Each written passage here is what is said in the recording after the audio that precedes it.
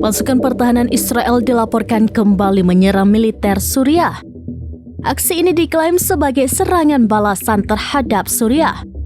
Media Israel Yediot Sa'aronot melaporkan IDF menyerang posisi militer di wilayah Tasil, Suriah Selatan. Peristiwa ini berlangsung pada Jumat 12 Juli dini hari. Belum diketahui pasti terkait korban jiwa maupun kerusakan dari Suriah. Media tersebut mengatakan serangan IDF terhadap militer Suriah sebagai respon. IDF menuding Suriah menyerang wilayahnya.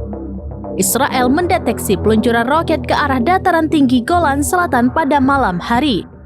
Roket tersebut dilaporkan mendarat di area terbuka tanpa menimbulkan korban jiwa. Sehari sebelumnya, Israel menyerang tentara Suriah karena memasuki zona penyangga. Tentara Israel yang mengetahui aksi tersebut langsung menyerang tentara Suriah.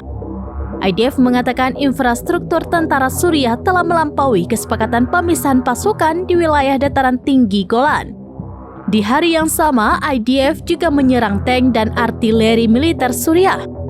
IDF menganggap tentara Suriah bertanggung jawab atas segala sesuatu yang terjadi di wilayahnya.